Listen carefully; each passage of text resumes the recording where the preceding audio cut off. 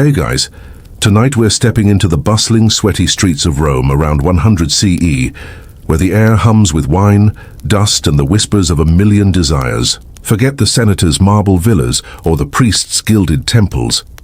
You're not a patrician with a litter or a poet with a patron. You're just you, a prostitute in the Subura's shadows, draped in a toga that screams scandal and survival. Your heart tangled in a love that could burn brighter than a Lupercalia bonfire. So before you get cozy, take a moment to like this video and subscribe, but only if you genuinely enjoy what I do here. And let me know in the comments where you tuning in from and what time it is for you. It is always wild to see who is joining us from across the globe. Now dim the lights, maybe turn on a fan for that soft, whispering hum, and let's ease into tonight's journey together. You wake up, or more accurately, you regain consciousness in a space barely large enough to turn around without elbowing a wall. Congratulations, you live in a cellar, the ancient Roman version of a work-from-home setup. If your home was a broom closet and your job required body oil, these rooms were standard issue for many of Rome's working women. Located in brothel, lupinars, or stacked above taverns and bathhouse, they were tiny windowless chambers that doubled as both living quarters and workspace. Think of it as a studio apartment designed by someone who hates light, air, and privacy. Your mattress is straw-stuffed, possibly shared with fleas, and smells faintly of wine, smoke, and disappointment. If you're lucky, there's a small oil lamp. If you're really lucky, it hasn't been stolen. Your few possessions, some cheap makeup, a comb, and maybe a bronze mirror if times are good, are shoved into the corner like they too are tired of being here. There's no running water, there's no plumbing. There's a bucket you try not to think about, bathing. That'll be a group activity later at the nearest public bathhouse where the water is communal and the awkward eye contact is free. But there's no time to lounge because your room is also your office, and business hours are whenever someone knocks or barges in or yells through the door. Yes, privacy is a modern concept. Here in Rome, walls are suggestions and doors are decorative. Most days begin with a quick cleanup of the room. Sweep out yesterday's dust, wine stains, and any lost sandals left behind by last night's visitors. Then comes the prep. Face powder, rouge, and enough perfume to qualify as flammable. You're not trying to smell good. You're trying to smell better than the guy in line behind you. You practice your best sultry half-smile in the bronze mirror. Not because it works, but because pretending helps. A customer once described you as charmingly awake, and you're still riding the emotional high from that. Because here in the cellar, every day begins the same, cramped, rushed, and filled with just enough dignity to make it to lunchtime. After waking up in your glorified broom closet, it's time to prepare for another day of impressing clients and surviving public judgment. But first, hygiene, or what passed for it in ancient Rome. There is, of course, no private bathroom. That luxury is reserved for the wealthy, and even they just had pots with ambition. As a working girl in a city that worships marble statues but accepts open sewers, your best option is the nearest public fountain or bathhouse, depending on your mood and threshold for awkward nudity. If you're pressed for time, and let's face it, you usually are, you go for the quick rinse at the communal fountain. Splash some water on your face, rinse out your mouth with wine if you're fancy, and hope the fountain hasn't been used to clean a chicken that morning. There's no soap, but maybe you've got a bit of natron, a salty cleaning powder that exfoliates your skin and your self-esteem. If business is slow and coins are jangling in your little purse, you might splurge on a visit to the public baths, the great Roman equalizer. Everyone's there. Merchants, soldiers, philosophers, and that guy who talks too loudly about his hemorrhoids. You undress, store your belongings in a niche you trust way too easily, and wade into tepid water full of floating philosophical debates and someone else's toenail. Inside you sweat in the steam room, scrape yourself with a stridle, a curved metal blade, and enjoy a brief moment of being the cleanest person in your street, a title that lasts about 5 minutes. After the bath, you dry off, apply more perfume, and try to remember if anyone's invented deodorant yet. They haven't. To finish the look, a bit of chalk-based face powder, a hint of rouge for the cheeks and lips, and kohl around the eyes. Not to highlight your beauty, to hide the fatigue. Clients don't want to see the woman who's already dealt with 3 senators and a sailor before noon. Now that you're washed, or at least convincingly perfumed, it's time to get dressed. And while Roman society had a lot of complicated opinions about fashion, there was one outfit that made things very clear. The female toga, yes, toga. That flowing white garment we usually associate with senators, emperors, and frat parties. But here's the twist. In Rome, a woman wearing a toga wasn't making a political statement. She was making a professional one. It was a visual billboard for "I'm not a respectable matron, and I am available for negotiation." Proper Roman women wore the stola, a long layered dress that said, "My husband controls my doughy, and I go to bed at 9. Prostitutes, on the other hand, were denied the stole by law and required to wear a toga, often short, brightly colored, and intentionally flashy.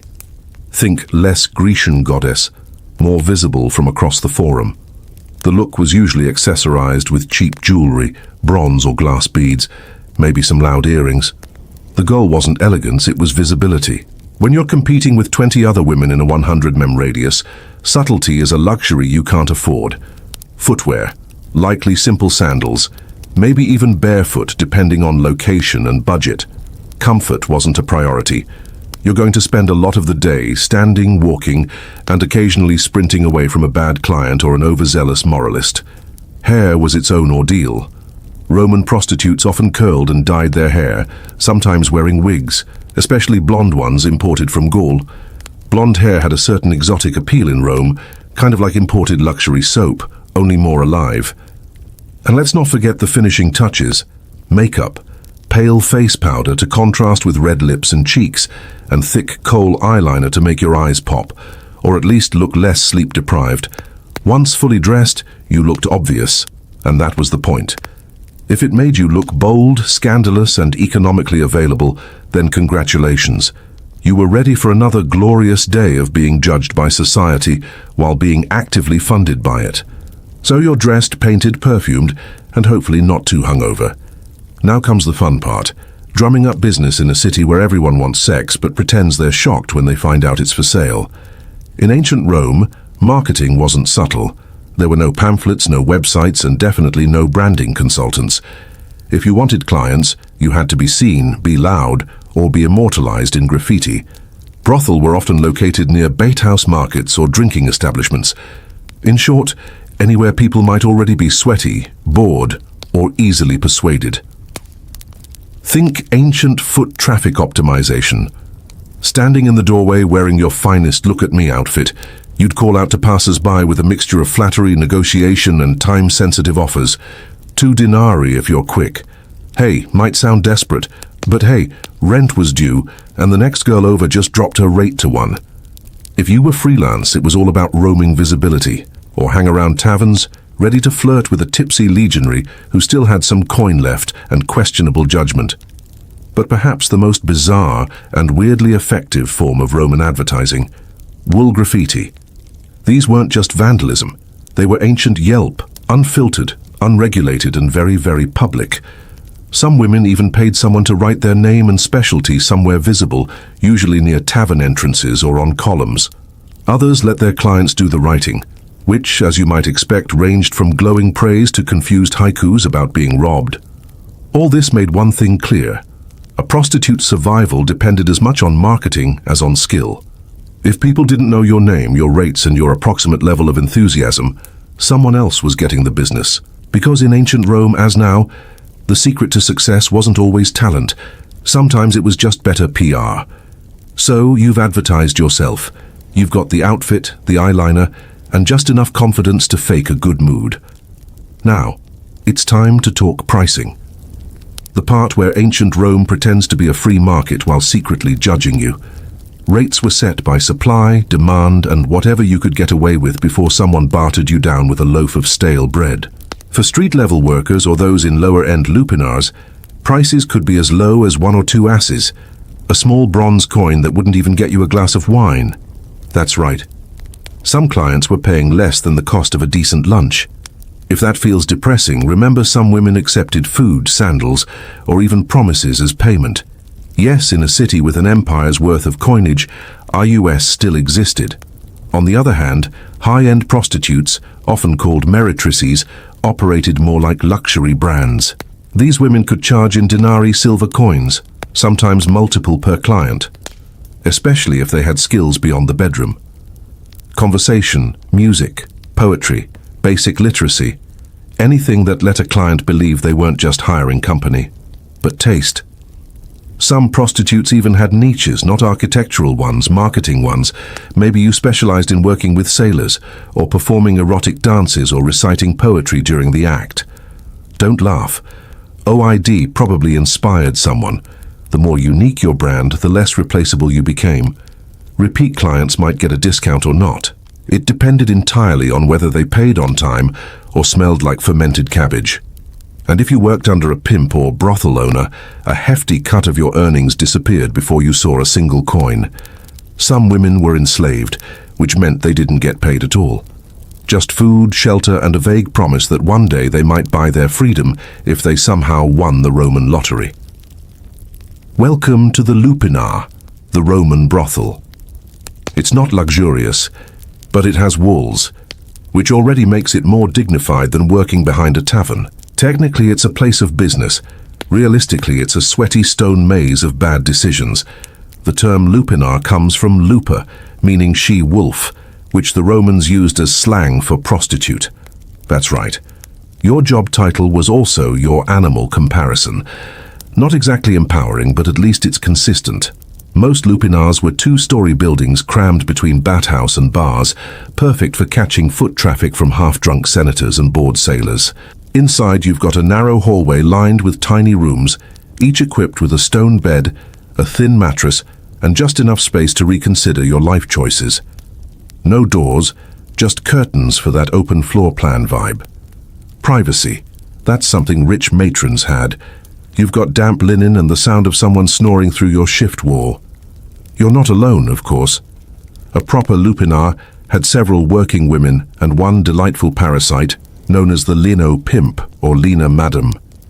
Their job was to take a cut of your earnings, promise repairs that never happened, and occasionally yell things like, "Work faster, he's important." Clients ranged from nervous teenagers to sweaty legionaries and balding senators, claiming this was just a philosophical visit.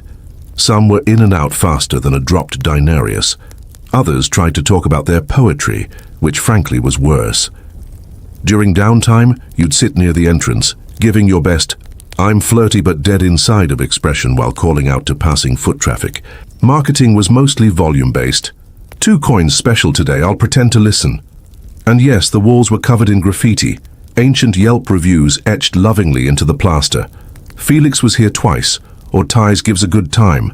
Occasionally someone got artsy and drew pictures. Proportions were rarely accurate. Confidence, however, was never lacking. Working in a lupinar wasn't glamorous, but it was consistent. A roof over your head, a bed if you squint, and if nothing else, you'd always have a front row seat to humanity's weirdest parade. Not every Roman prostitute worked in a lupinar.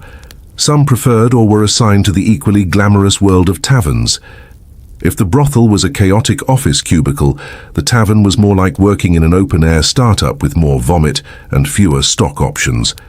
Taverns, kulponi or popinai, were where Rome's finest drunkards, merchants, off-duty soldiers, and guys named Gas with gambling debts gathered to drink, shout, and pretend they understood Virgil. For prostitutes working here, the motto was simple: serve the wine, sell the charm, dodge the gropes. A typical shift involved pouring watered-down wine into dirty cups for people who wouldn't notice the difference. Anyway, with your other hand, you flirted just enough to keep the denarii flowing, but not so much that a brawl broke out, unless that brawl was entertaining, in which case carry on. Unlike the brothel, taverns were technically food establishments, so you had the delightful backdrop of boiled cabbage, fish sauce, and body odor. It was an aroma that clung to your tunic and your soul, but it also meant you could upsell a client. For 2 more coins, I'll pretend you don't have garum. Some women worked the back rooms or upstairs areas, making the tavern a part-time brothel with table service. Others kept things more casual, offering company, lap-sitting, and heavily suggestive compliments like, "Your toga looks clean." This was high praise in Rome. Payment was often immediate. Credit did not exist. If a client tried to delay, you had options: yell, threaten, or grab the bouncer, who was usually a retired gladiator with one eye and a short temper. The upside, taverns offered more foot traffic and sometimes better tips. The downside, you were a waitress, therapist and hostage negotiator all at once, and no one tipped for emotional labor. And of course, there was the endless soundtrack, shouting, dice clacking, liar players trying to impress women, and the occasional argument over who invented democracy. Working tavern duty was unpredictable, exhausting, and smelled like despair, but it paid the bills. Sometimes, if the customers didn't vomit on your sandal-first entrepreneurial spirit with no brothel affiliation and too much confidence, there was always the street. Freelance prostitution in Rome meant walking the line between independent contractor and please don't arrest me. The Roman streets were alive with opportunity and sewage. Prostitutes who worked outdoors were called prostibulate, and they roamed the alleys, bathhouse entrances, marketplaces, and occasionally temple steps, because nothing says divine intervention like offering a discount outside a shrine to Venus. Daylight hours were decent for traffic, but risky. You had to navigate gawking citizens, nosy magistrates and angry matrons who thought your existence was ruining their husband's self-control. Spoiler, it wasn't. You dressed brightly to stand out. Think short tunics, flashy jewelry, maybe a wig made from imported German hair. It was less understated elegance, more visible from across the Circus Maximus. The goal was to catch a client's eye before his wife caught him. Approaching a potential customer involved a delicate dance of flirtation, timing, and not getting mistaken for someone's runaway slave. You'd smile, compliment his sandals, and casually mention your rate before the local vigils, street guards, decided your entrepreneurialism was public disorder. Some clients were polite, others were aggressively cheap, and a few were very confused and just wanted directions to the bathhouse. You learned quickly to tell them apart, mostly by the level of eye contact and how many coins they jingled. Competition was fierce. You weren't just up against fellow Pr0stitute, you were up against free lovers, drunken party girls, and retired gladiators with a side hustle. Everyone was trying to make a denarius. There were no benefits, no security, just your charm, your wits, and the ability to walk very fast in sandals. Some carried small knives or relied on nearby tavern bouncers. Others simply prayed that tonight's customers weren't philosophers with commitment issues. Still, for all its chaos, the street scene had its advantages. You set your own hours, kept your own profits, and didn't have to answer to a Leno breathing down your neck. Sure, the job came with the occasional drunk goat or philosophical heckler, but at least you were your own boss. In a city where bosses were rarely the good guys. If you thought the life of a Roman prostitute was already tough, allow us to introduce your least favorite client, the Roman tax collector. Yes, the Roman Empire. Brilliant engineers, conquerors of the Mediterranean, champions of toga, also invented a dedicated tax on prostitutes. It was called the vectigal excapturus, and it ensured that even your most awkward encounters contributed to Rome's public infrastructure. Congratulations. Your nightly services just funded another aqueduct. The tax wasn't just unofficial pocket skimming either. This was a state-sanctioned system managed by professional collectors known as publicani, men who were somehow both boring and terrifying. They kept detailed records, demanded payment in cash, and probably judged your perfume choices while scribbling on their wax tablets. To legally operate, prostitutes had to register with the idols, the Roman equivalent of a city inspector with an affinity for paperwork and moral superiority.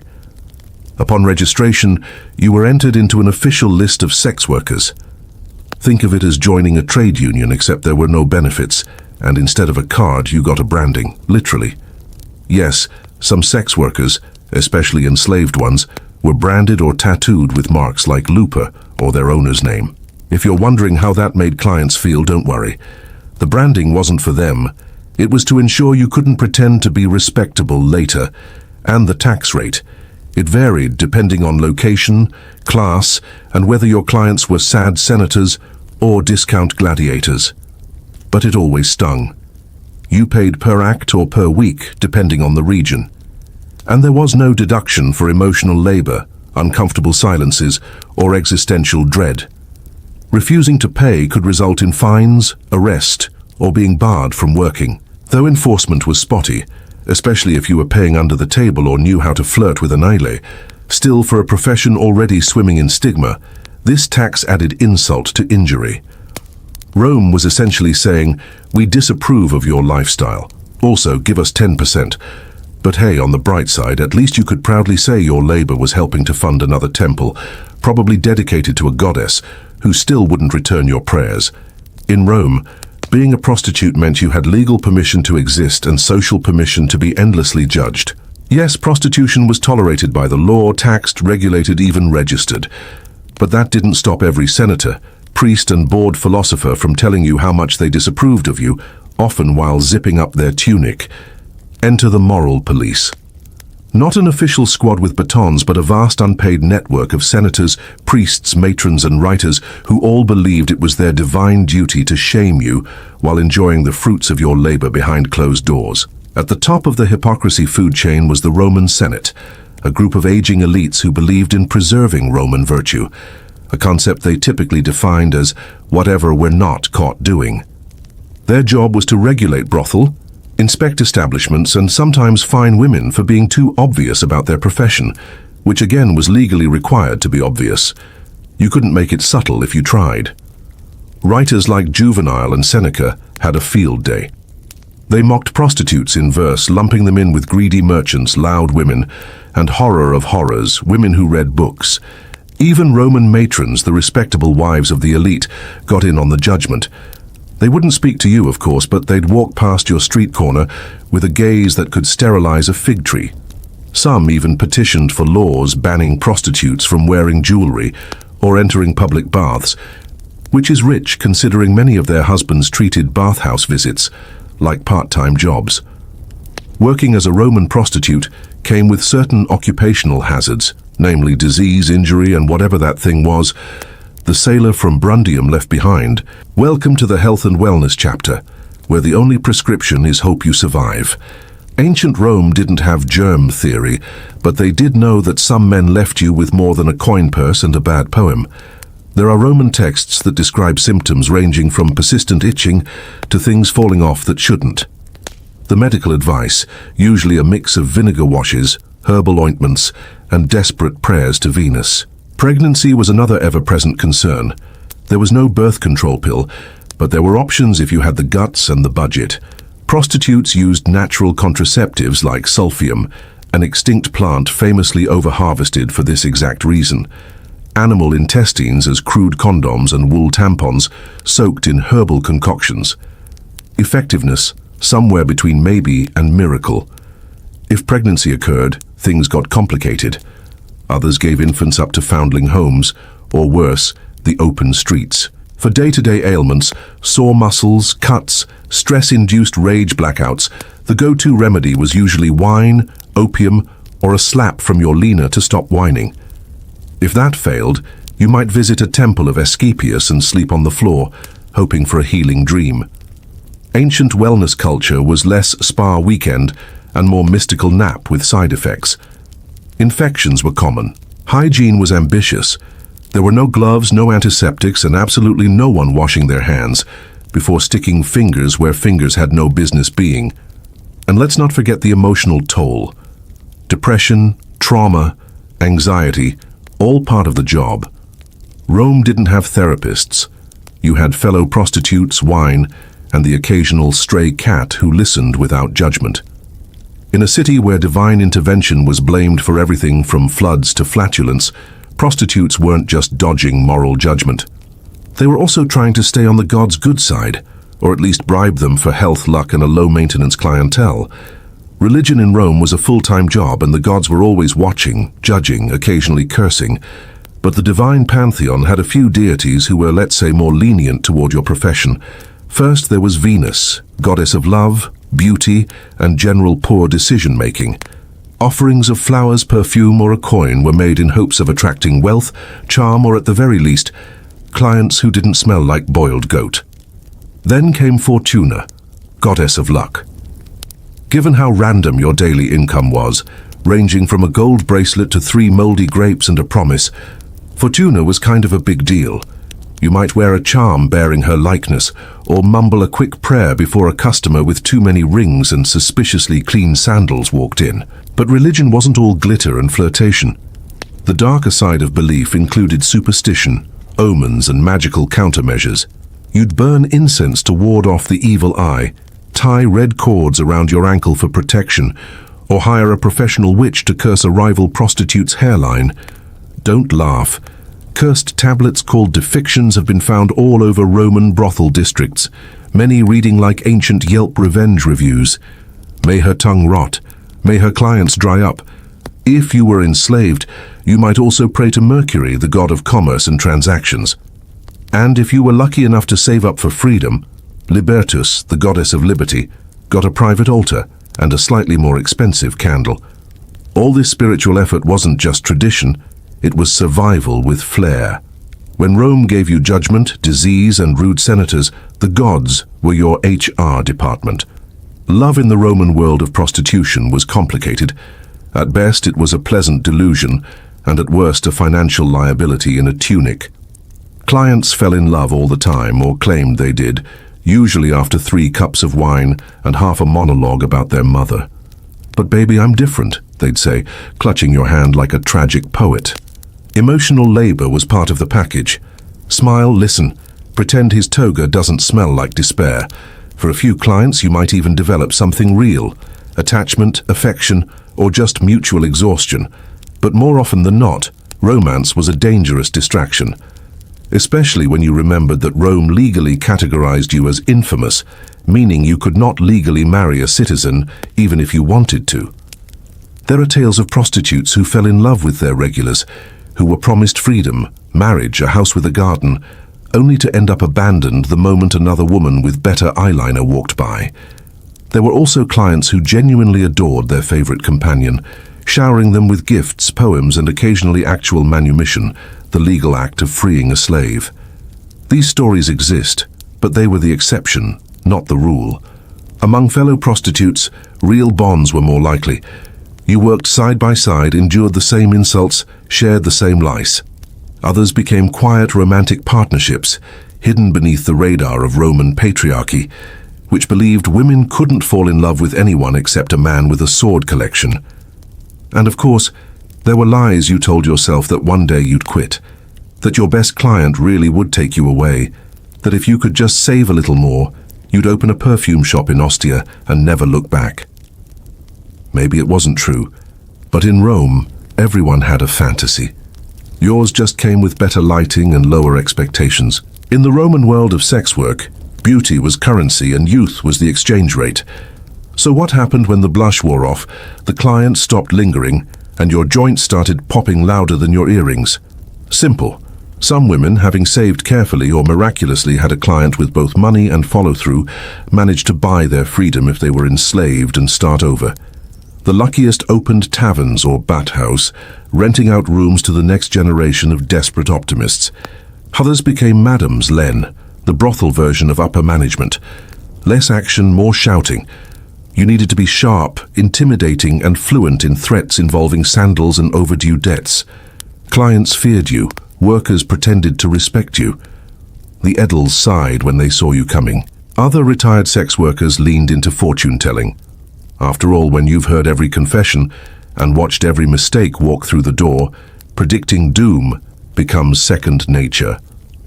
A few became unofficial therapists, wise women or herbalists offering advice laced with sarcasm and slightly incorrect medical suggestions.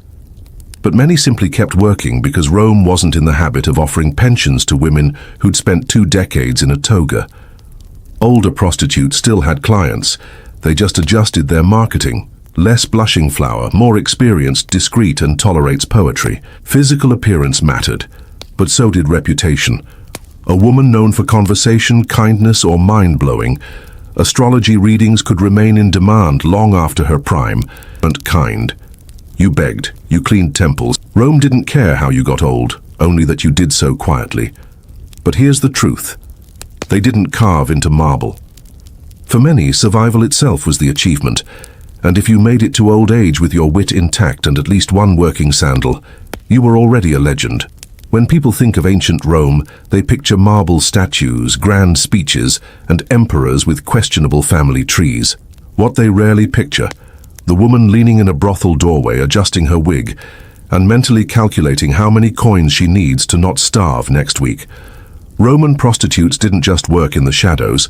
They've been kept there by history, carefully edited out of the noble narrative, so school children could learn about aqueducts without asking uncomfortable questions. Yet they were everywhere in graffiti, legal records, satire, poems, love letters, curse tablets, and receipts. Yes, actual receipts.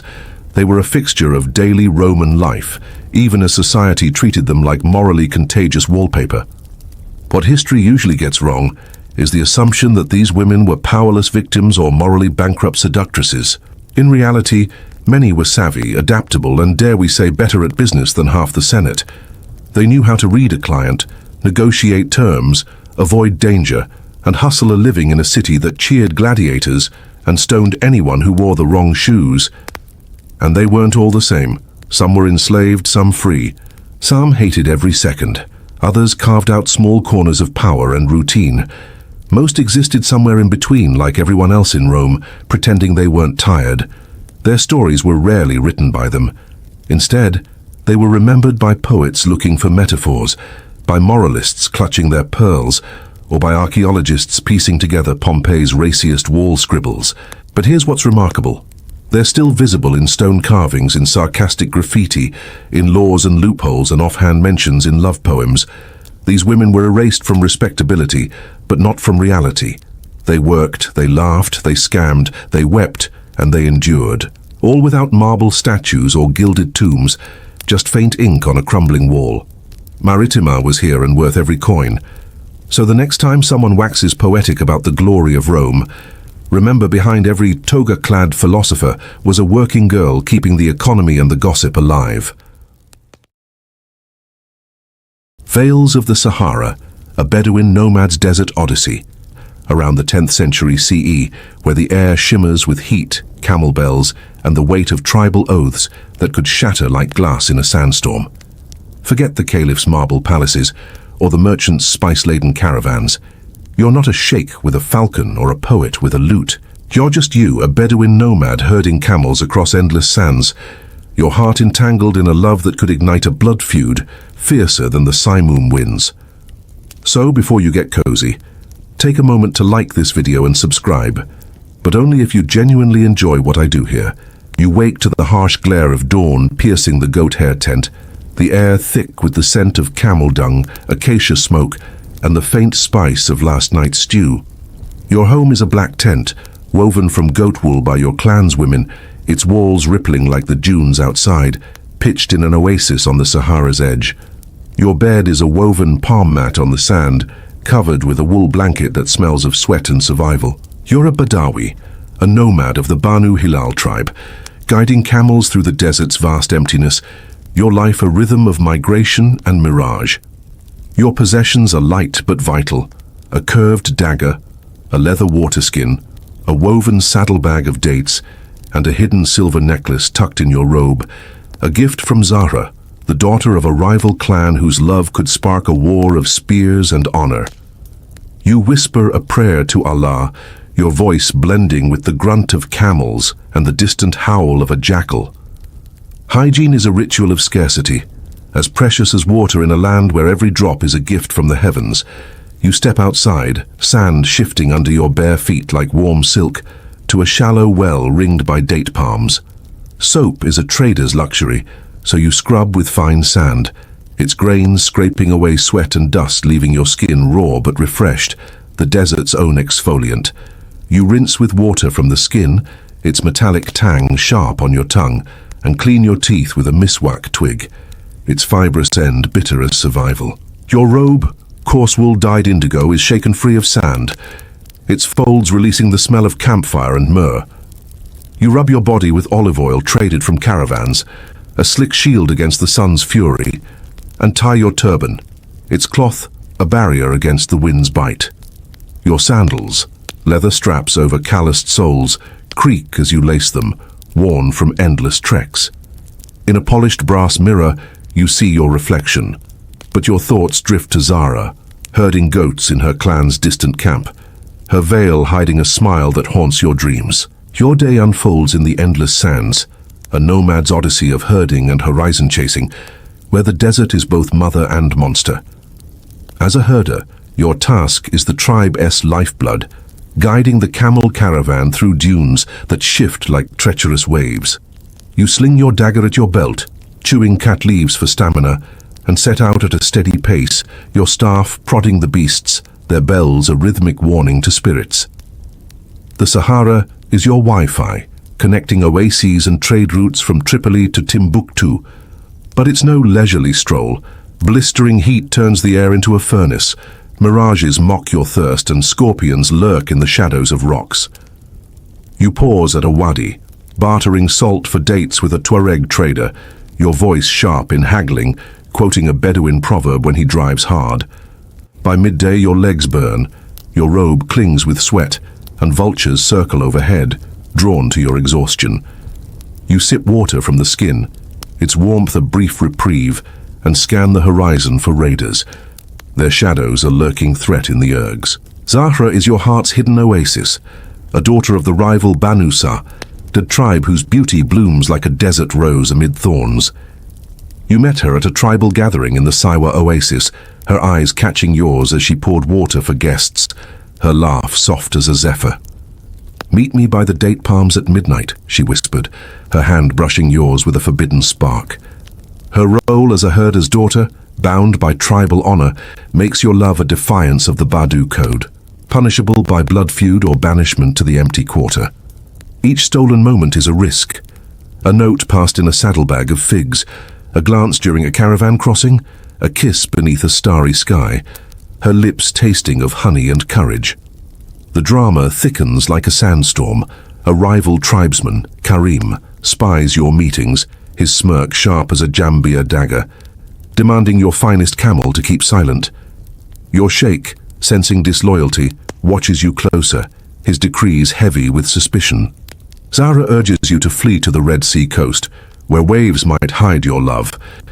But leaving means forsaking your clan, their lives tied to your herding skills.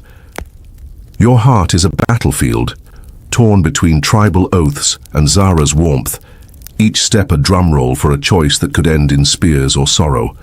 The nomad's life is a gauntlet of perils, both earthly and divine. Sandstorms howl from the void, their grains blinding like Allah's wrath, burying tents and scattering herds. Scorpions and vipers hide in the dunes, their venom a swift end to a careless step. Raiders from rival tribes strike like shadows, their curved blades glinting in moonlight raids, stealing camels and honor. Physically, the desert tests you. Thirst turns your tongue to leather. Heat stroke blurs your vision, and a broken ankle could mean death in the trackless waste, your messages lost to the winds. Emotionally, the weight is heavier, loneliness in endless migrations, the fear of losing Zahra to her arranged marriage, the guilt of a love that could ignite a feud. You find solace in small acts, sharing dates with a fellow herder, Ahmed, who jests about your sun-scorched face, calling you the camel's favorite shadow, listening to an elder's tales of ancient caravans, helping your sister milk a goat, her laughter a balm. The desert's rhythm, camel bells, oasis palms, the call to prayer, grounds you. But Zahra's veil, seen during rare gatherings, feels like a divine gift, her grace a prayer you dare not voice. Society sees you as a Bedouin, a guardian of the sands, your freedom envied by settled folk, yet you're bound by tribal codes, your status as fluid as a mirage. The Arabian world reveres hospitality as sacred, but you're neither sheikh nor slave, your life a balance between survival and honor. You honor Allah with dawn salat, kneeling on your prayer rug as the sun crests the dunes, and offer milk to the jinn at an acacia tree, seeking favor for your herd and forbidden love. Superstition runs deep. You wear a blue bead against the evil eye, blame a lost camel on a ghoul's trick, and whisper Quranic verses to keep Zahra safe. Your spiritual life is a tapestry of Islam and pre-Islamic law, blending devotion to the Prophet with desert rituals, each act a plea for harmony in a world of sand and stars. Zahra's presence, her hands pouring water like a blessing, feels like a sacred rebellion, a love that defies the tribe's decree. Your legacy isn't in gold or mosques, but in the trails you carve, the caravans you guide, and a love that challenges the desert's laws. You teach a young kinsman, Faisal, to track stars for navigation, hoping he'll carry your name when the sands claim your bones. Your true legacy is Zara's song, her voice inspired by your stolen moments, destined to echo in tribal gatherings long after you're gone. History remembers Bedouins in poetry and chronicles, in the oases that sustained empires, in the whispers of the wind. You were no mere herder but a keeper of the Sahara's heartbeat, wandering under Allah's gaze, your soul a secret offering to love's forbidden dune. As the stars wheel overhead, casting silver across the sands, you sip camel milk, its creaminess lingering, and let the desert. Viking herbal medicine. Picture yourself in a Viking village, nestled between jagged cliffs and a restless sea, where the air carries the sharp scent of pine, the briny tang of salt and the faint promise of hope. Tonight, we wander into the life of a Viking healer, where every leaf holds a secret, every poultice a prayer, and the earth itself is your apothecary. You wake before dawn in the longhouse, stirring from a dream as the embers in the central hearth glow like fading stars, casting a faint warmth against the chill. The air is heavy with the smoky residue of last night's fire, mingling with the earthy bitterness of dried herbs hanging from the rafters. You're a Lechnia, a healer in this rugged settlement, revered yet liminal, a bridge between mortal ailments and the gods' whims. Your bed is a wooden bench padded with wolf and deer furs, stiff but warm, pressed against a wall where bundles of yarrow, nettle and mugwort dangle their leaves, rustling like whispered sagas when the wind sneaks through the thatched roof. The longhouse hums with life, snores from sleeping warriors, the soft creak of beams settling, and the distant crash of waves against the fjord's rocky shore, a reminder that the world beyond never rests. Your corner is your sanctuary, a sacred nook amid the communal sprawl. A sturdy wooden chest, carved with runes of protection, holds your tools. A stone mortar and pestle worn smooth by years of grinding, bone needles for stitching wounds, linen strips for binding, and a small clay vial of angelica oil, its sharp scent a ward against infection. Above, a shelf cradles clay pots of birch sap and dried juniper berries, their faint sweetness cutting through the longhouse's musk. You light a rush lamp, its wick sputtering in tallow, casting shadows that dance across the timber walls like spirits summoned by your touch. Kneeling by the chest, you sip from a bowl of birch sap, its cool, slightly sweet taste a morning ritual to clear your mind, and murmur a prayer to Freya, goddess of love and Seder, for wisdom to heal, and the mercy to avoid a day of festering wounds or angry jarls.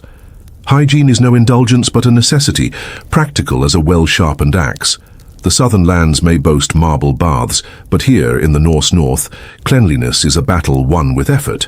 You dip a rag into a bucket of icy stream water, drawn at dusk from the silver vein that cuts through the village, and scrub your face, the cold biting like a playful frost giant. Your hands, calloused from crushing roots and weaving bandages, get a gritty cleanse with a paste of wood ash and sheep fat, its faint animal smell clinging like a stubborn guest. If the day allows, you'll join the women at the sweat lodge, where hot stones hiss with juniper-infused water, the steam purging body and soul in a haze of sharp cleansing fragrance. For now you braid your hair tightly, securing it beneath a woolen cap dyed with wodas deep blue, to keep it from snagging on thorns during your morning forage. Your attire is functional, yet marked by your role. A linen tunic, green as the meadow's heart, layered with a sheepskin cloak to fend off the dawn's chill. A leather pouch at your waist carries essentials, a flint knife for harvesting, a vial of angelica oil, and a small Thor's hammer charm, its weight a quiet promise of protection against spirits that lurk in the unseen. Your day begins with the land, your true pharmacy, where herbs are the threads connecting you to the earth's pulse and the god's will. You step outside, the village still cloaked in pre-dawn mist, the air sharp with salt and pine. The meadow beyond the longhouse is your destination, where yarrow grows in defiant clumps, its feathery leaves glistening with dew like tiny offerings to the gods. You kneel, whispering thanks to Odin, who gifted this plant its power to staunch blood, and slice the stems with your flint knife, careful to leave enough for next season. Nature's balance is as sacred as a vow. By the river, where the water murmurs over smooth stones, you gather meadow sweet, its creamy white flowers promising relief for fevers and aches, their honeyed scent a fleeting comfort. Stinging nettle comes next, its prickly leaves a challenge you meet with gloved hands, knowing its bite hides strength to restore weary warriors or frail children. You pause by a juniper bush, its berries dark and potent, and collect a handful, their resinous aroma a shield against disease. Each plant is a verse in the saga of survival, taught by your mother, her mother, and the women before, a lineage of knowledge as enduring as the fjords. Back at the longhouse, you hang your harvest to dry above the hearth, the herb's sharp scents weaving into the smoky air like a battle cry against sickness. You grind angelica root in your mortar, its pungent earthiness filling your senses as you prepare a salve for wounds, mixing it with beeswax that smells of summer's end. The work is methodical, almost meditative, each motion a ritual: crush, blend, bind, heal. Your hands move with the confidence of generations, knowing yarrow seals cuts, angelica fights infection, mugwort coaxes dreams that touch the divine. As the village stirs, warriors sharpening axes, women stoking fires, you ready your remedies, a healer poised between life's fragility and the god's caprice. Your role is both craft and calling, a dance of skill and faith. A warrior stumbles in, his legs slashed from a raid gone sour, blood soaking through a rag tied hastily above his knee. You guide him to a bench, clean the wound with water boiled with juniper berries, its antiseptic sting drawing a hiss from his clenched teeth. You crush yarrow leaves, their bitter green scent sharp as you press them into the gash, binding it with linen strips as you hum a charm to Frigg, goddess of hearth and healing, for strength to knit flesh. For a child shivering with fever, you brew meadow-sweet tea, its floral warmth easing her mother's anxious gaze, and add a splash of birch sap, its mineral tang a tonic to restore vitality. You work with quiet precision, but your heart quickens when Bjorn enters. A warrior whose sea-storm eyes and spear-scarred arms have haunted your dreams since you first tended his wounds. He brings gifts, a bone comb carved with ravens, a rare sprig of chamomile plucked from a trader's pack, whispering of a life together, a forbidden dream barred by the Jarl's decree that healers remain unwed to serve the village as needs. His touch, as you rebind a fresh wound on his shoulder, is a stolen rune, etching a love that could see you both exiled, yet in the flicker of the rush lamp you let yourself imagine a hearth of your own, warmed by his laughter. The hazards of your craft are as relentless as a winter storm. Herbs can falter. Silphium, that prized herb for preventing pregnancy, is nearly extinct, forcing reliance on risky brews of rue and parsley, their bitter taste a gamble between relief and ruin. Infections persist despite your salves, and the god's silence can feel like betrayal when a wound festers beyond saving. A misjudged dose could sicken rather than heal, and a failed cure might spark whispers of Seder gone wrong, branding you a witch in a village quick to fear the uncanny. The physical toll is heavy, hands raw from grinding, lungs stung by smoke, but the emotional weight cuts deeper. Mothers' pleas for dying infants, warriors masking pain with bravado, Bjorn's quiet confessions that tempt you to defy fate. You find solace in the sisterhood of the village's women, sharing nettle tea by the fire, trading tales of cures and losses under a sky pierced by stars. Sigrid, who brews the best juniper tonic, jests about cursing a rival's herb patch, while Astrid, whose hands shake from years of tending the sick, teaches you a new chant to soothe restless spirits. Society views you with reverence and suspicion, a healer vital to survival yet too close to the unseen. The Jarl seeks your omens before raids. Warriors beg your salves for battle scars, but some mutter you wield Seder's dangerous magic, your herb-stained fingers marked by otherworldly power. You honor Freya with offerings of honey and wildflowers, burn juniper branches to banish evil spirits, their smoke curling like a dragon's breath, and carve defictiones, curse tablets buried in secret, to thwart rivals who encroach on your craft. You pray to Fortuna for luck when coin is scarce, to Mercury for safe trade when bartering herbs with southern merchants, and to Libertas in quiet moments, dreaming of a freedom that might include Bjorn's hand in yours. Your work is not just healing but balance, weaving earth and myth to hold back death's tide. Your legacy won't be carved in runestones or sung in sagas, but in the lives you touch.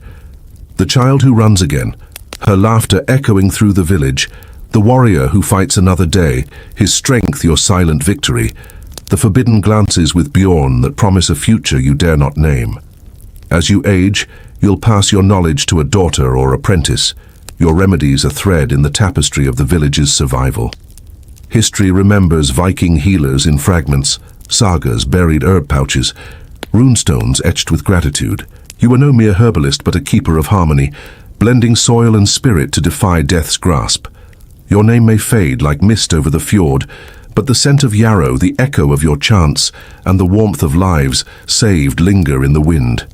As the hearth's embers dim and the longhouse falls silent, you sip birch sap. Drums of the Congo, the rhythm of a Bantu village healer, around 1500 CE, where the air pulses with jungle calls, herbal smoke, and the beat of drums that echo ancestral voices.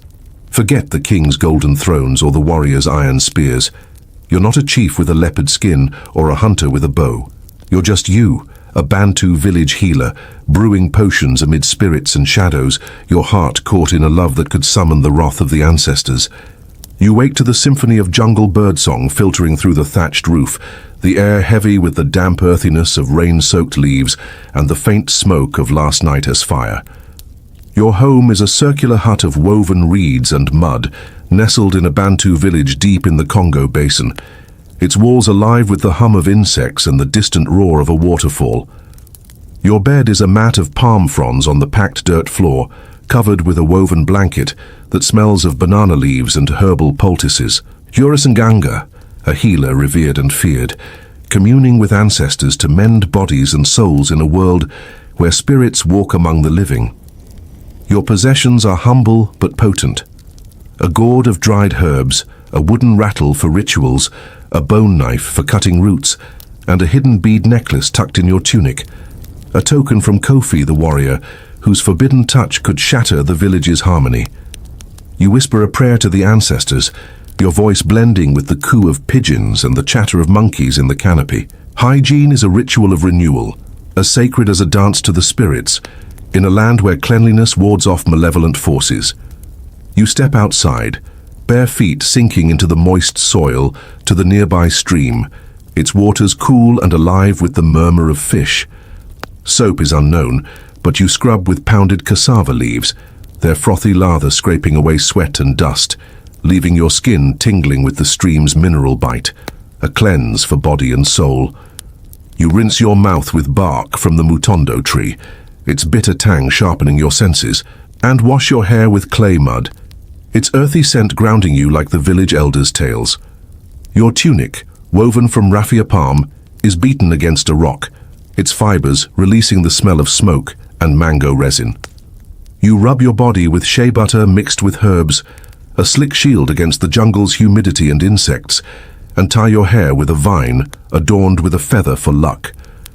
Your sandals, made of bark strips, squelch as you lace them, worn from endless paths through the undergrowth. In a polished gourd mirror you see your reflection, but your thoughts drift to Kofi, hunting in the forest, his spear a forbidden promise in the morning mist.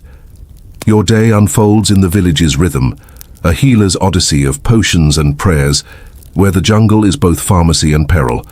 As Nganga, your task is the community East's lifeline, gathering herbs to brew remedies that bridge the living and the dead. You sling your basket over your shoulder, chewing kola nut for stamina, and venture into the forest, its canopy a green cathedral filtering sunlight into dappled patterns. The jungle is your Wi-Fi, connecting you to ancestors and ailments, but it's no leisurely stroll. Vines snag your tunic, mosquitoes buzz like tiny demons, and snakes slither in the shadows of kapok trees. You pluck bitter leaf for fevers, its acrid scent sharp as you crush it between fingers, and harvest bark from the iboga tree for visions, whispering thanks to the spirits. By midday your basket brims, your tunic clings with sweat, and parrots screech overhead drawn to your whispers.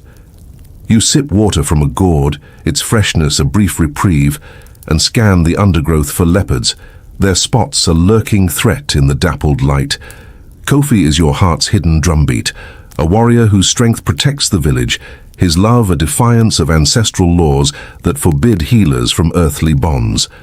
You met him during a harvest festival, his drum echoing as he danced under the moon, his eyes catching yours in the firelight. "Meet me by the sacred baobab at dawn," he whispered, his hand brushing yours with a spark that ignited your soul.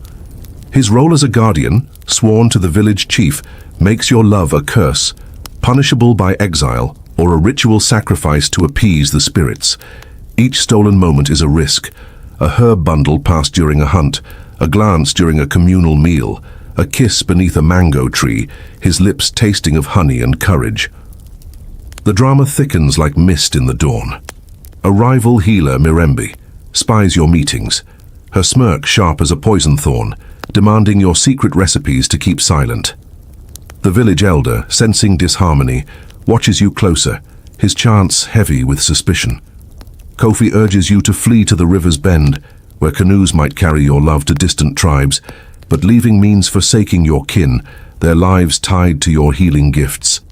Your heart is a battlefield, torn between ancestral duties and Kofi's warmth, each pulse a drumroll for a choice that could end in exile or sorrow. The healer's life is a gauntlet of perils, both seen and unseen. Epidemics sweep the village like angry spirits, their fevers a test of your potions, and failed cures could brand you a false nganga. Your hut burned in retribution. Snakes and scorpions hide in the undergrowth, their venom a swift end to a careless gatherer. Tribal raids from neighboring clans strike like thunderstorms, their spears glinting in raids for cattle and honor. Your remedy's the only shield against wounds. Physically, the jungle tests you. Thorns tear your skin, malaria chills your bones, and a twisted ankle could mean death in the trackless forest. Your herbs lost to the vines. Emotionally, the weight is heavier. Loneliness in spirit communions, the fear of losing Kofi to a hunt's mishap, the guilt of a love that could curse the village. You find solace in small acts, sharing palm wine with a fellow healer, Nala, who jests about your leaf-stained hands, calling you the jungle's favorite painter, listening to an elder's tales of ancient migrations, helping your sister brew a fever tea, her laughter a balm.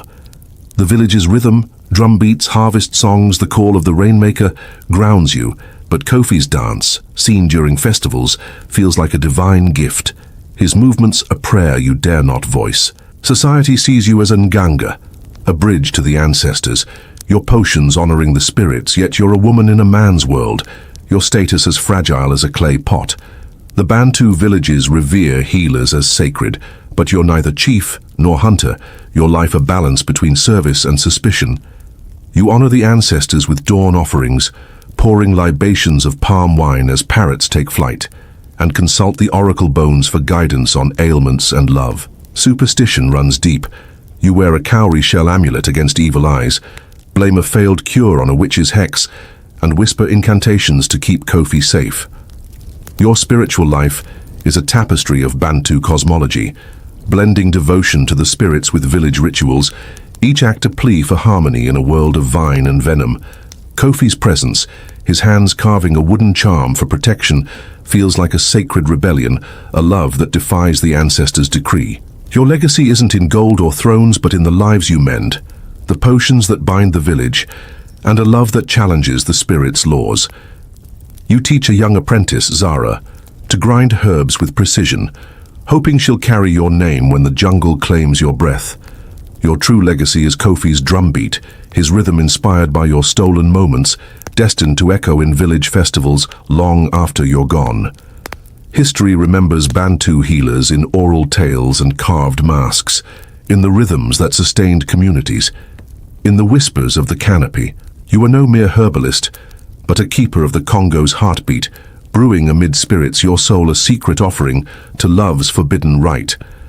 As the stars wheel overhead, casting silver across the jungle, you sip herbal tea, its bitterness lingering, and let the drum's distant pulse lull you into sleep's gentle embrace.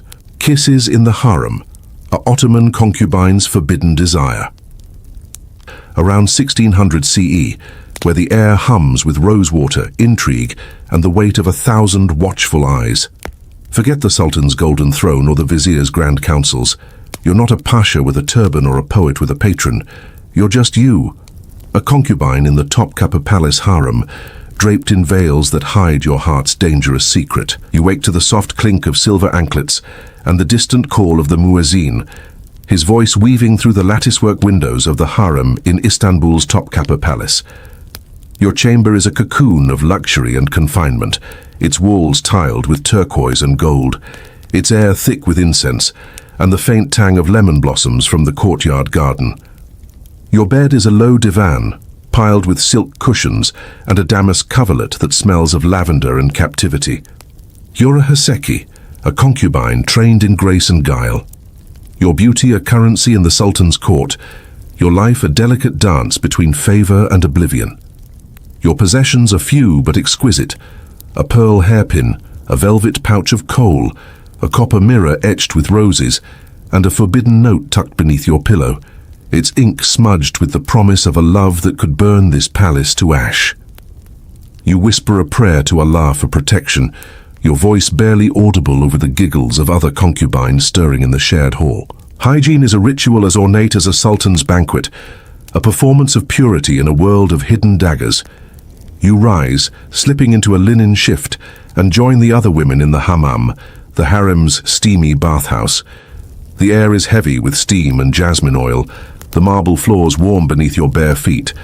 Attendants scrub your skin with olive soap and a coarse mitt, peeling away the dust of palace life, while you rinse with rose water from a silver ewer, its scent clinging like a lover's promise.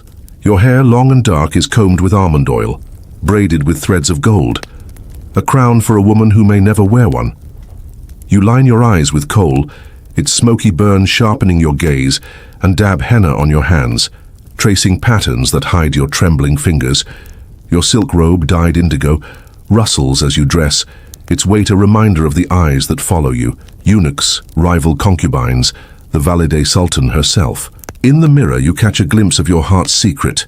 Kadir, the eunuch guard whose stolen glances spark fires no harem wall can contain. Your day unfolds in the harem's gilded cage, a world of music, manners, and masked ambitions. Your role is to please, perhaps the Sultan, perhaps his mother, the formidable Valide Sultan who rules the harem like a hawk over a desert. You embroider silk with lotus motifs, your needle pricking your fingers as you strain to hear the gossip of who has risen or fallen in favor. You practice the saz, its strings humming tales of love and loss, and recite Persian poetry, your voice soft to avoid the chief eunuch's frown. The harem is a chessboard, each woman a pawn dreaming of queendom, each smile a strategy. You serve sherbet to visiting nobles, your movements graceful as a gazelle, but your mind drifts to Kadir, stationed by the cedar door, his dark eyes a silent vow. Lunch is a spread of figs, lamb stuffed with pistachios and flatbread, but you eat sparingly, wary of poison rumors whispered over mint tea. Your ledger, a mental tally of favors and slights, tracks who might betray you to the Valide, but in your heart you etch Kadir's name, a secret script no scribe can decipher. Kadir is your forbidden flame, a eunuch guard whose loyalty to the Sultan wars with his heart's rebellion. You met him during a festival in the palace gardens, his hand brushing yours as he offered a pomegranate, its ruby seeds a dangerous promise. "Meet me by the fountain at midnight," he whispered, his voice low as the Bosporus tide. His status as a eunuch, meant to ensure the harem's purity, makes your love a crime punishable by exile or worse, a silk cord around your neck. Each stolen moment is a risk, a note passed in a tray of baklava, a glance during the Sultan's parade, a kiss in the shadow of a cypress tree, his lips tasting of cardamom and courage. The drama thickens like ink on papyrus. A rival concubine, Zeynep, spies your meetings, her smile sharp as a scimitar, demanding your pearl hairpin to keep silent. The Valide Sultan, sensing disloyalty, tightens her grip, assigning you to sing for the Sultan tonight, a test of your devotion. Kadir urges you to flee, to board a ship to Alexandria, but leaving means abandoning your family in the village, their lives tied to your favor. Your heart is a battlefield, torn between duty's chains and love's reckless freedom, each beat a drum roll for a choice that could end in silk or sorrow. The harem's hazards are as sharp as its splendors. Your bed is a blanket, Intrigue is a constant shadow. Zeynep's whispers could reach the valide, turning a careless word into a death sentence. Poison hides in rosewater vials, and a misplaced hairpin could be seen as a charm for witchcraft, a crime that sends women to the Bosporus's depths. The Sultan's favor is a fickle tide. One night's smile could mean jewels, one frown could mean banishment. Physically, the palace is a labyrinth of peril. Slippery marble stairs, heavy bronze lamps that could fall, and the ever-present risk of fire in rooms draped with silk. Emotionally, the weight is crushing.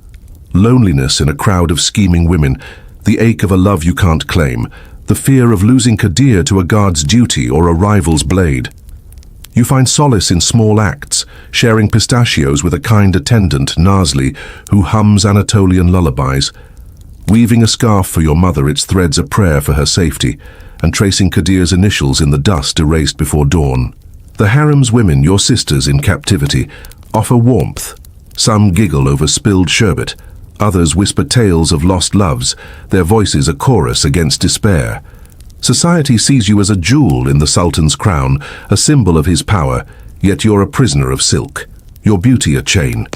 The Ottoman world reveres the harem as sacred, guarded by eunuchs and tradition, but you're neither free nor slave, your status as fluid as the Bosporus's currents.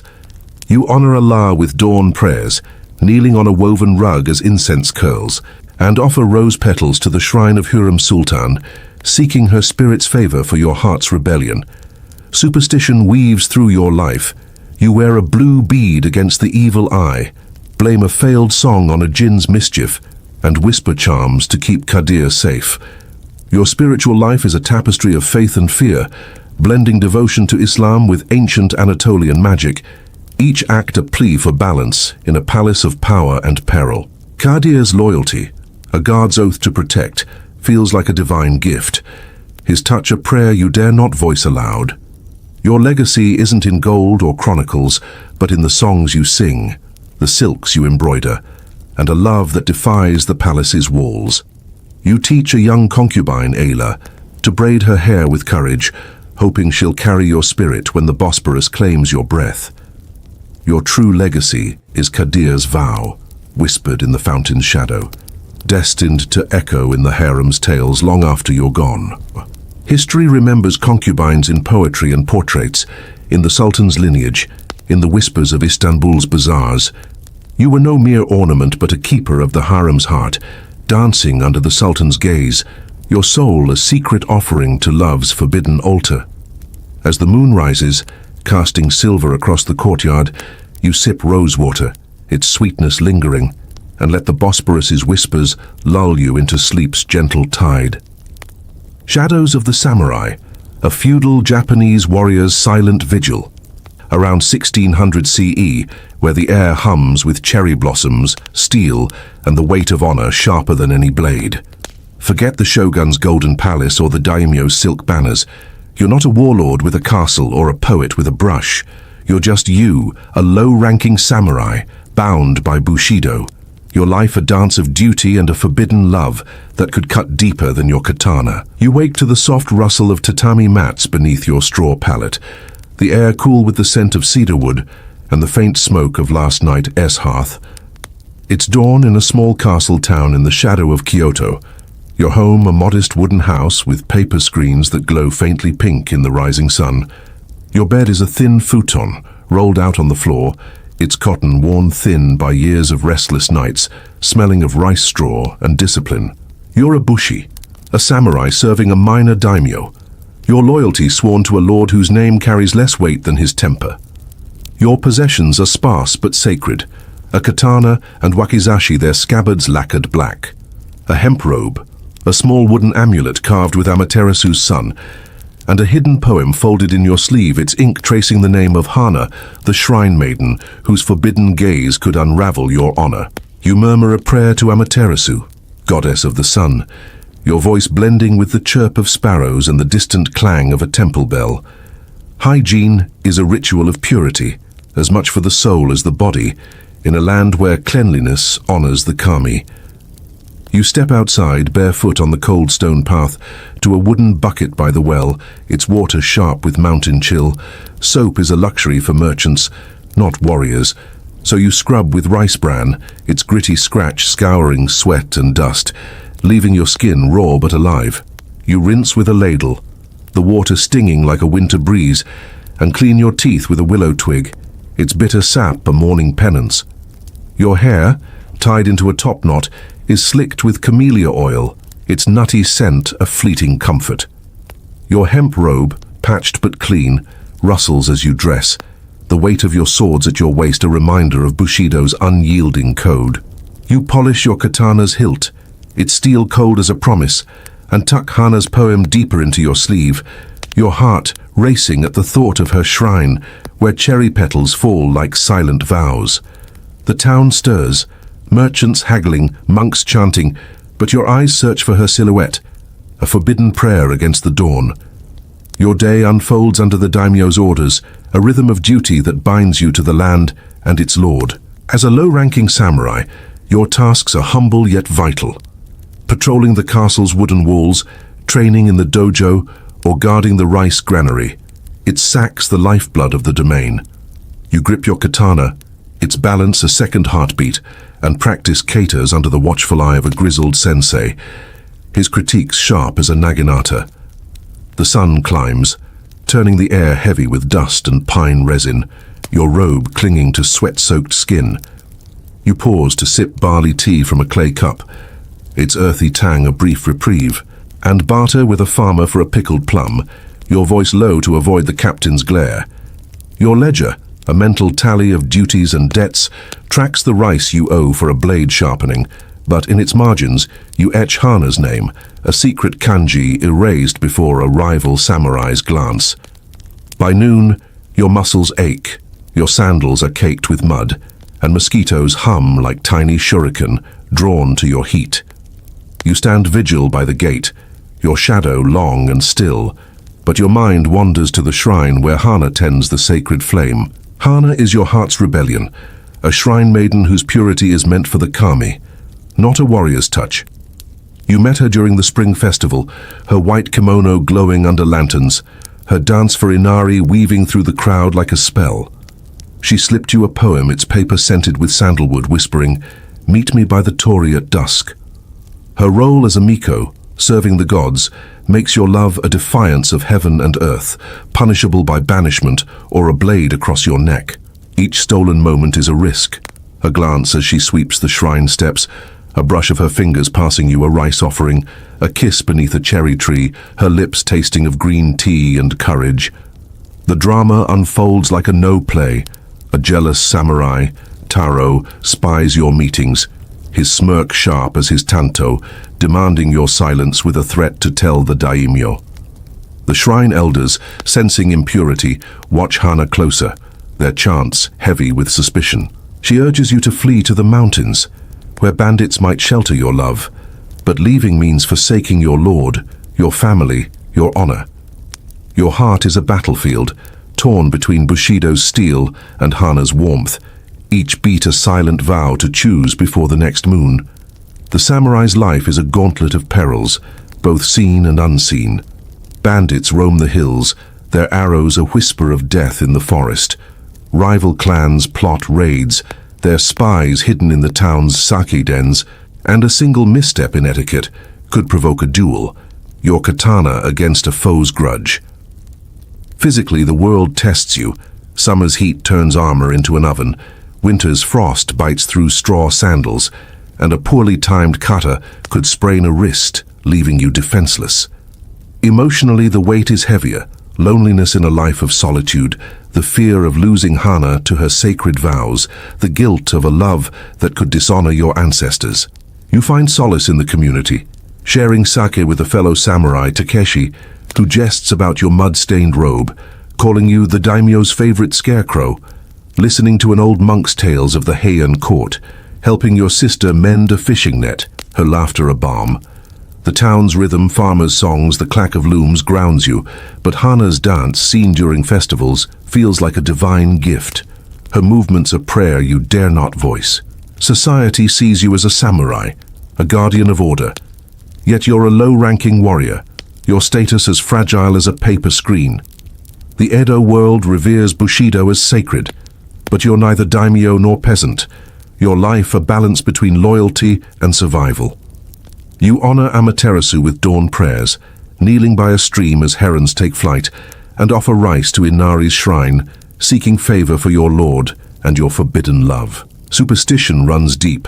You wear a red thread against yokai, blame a lost sparring match on a fox spirit's trick, and whisper charms to keep Hana safe. Your spiritual life is a tapestry of Shinto and Buddhist rites, blending devotion to the kami with Zen's quiet focus, each act a plea for harmony in a world of steel and sacrifice.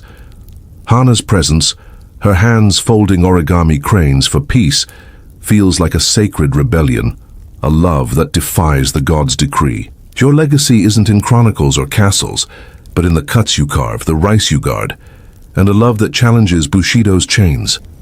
You teach a young page, Kenji, to hold a bakken with courage, hoping he'll carry your name when the mountains claim your bones.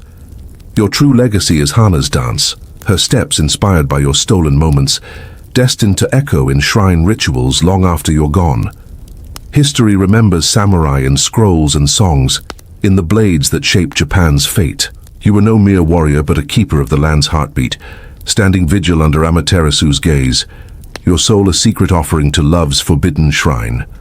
As the moon rises, casting silver across the cherry trees, you sip sake, its warmth lingering, and let the wind's whispers lull you into sleep's gentle tide. Whispers of the Nile, the daily toil of an ancient Egyptian farmer.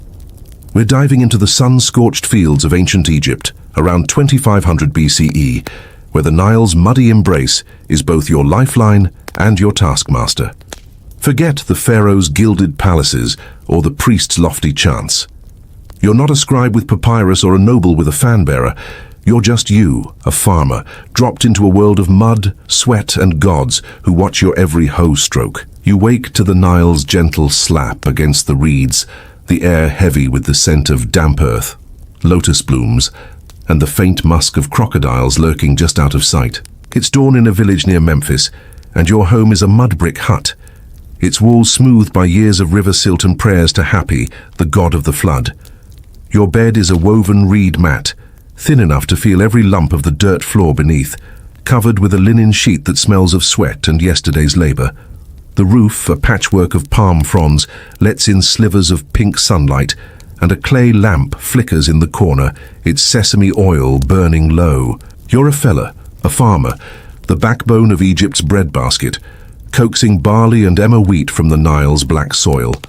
Your possessions are simple: a wooden hoe, a basket of dried dates, a copper amulet shaped like an ankh, and a heart heavy with a secret love that could unravel your world.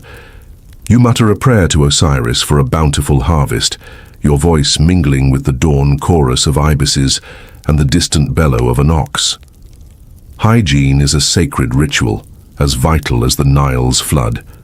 You stumble outside, bare feet sinking into the cool mud to the river's edge. The Nile is both your bath and your laundry, its waters a murky soup of silt, fish, and the occasional sacred crocodile you'd rather not meet. Soap? Not yet invented. Instead, you scoop coarse sand from the bank, scrubbing your skin until it stings, the grains scraping away dust and sweat like nature's own sandpaper.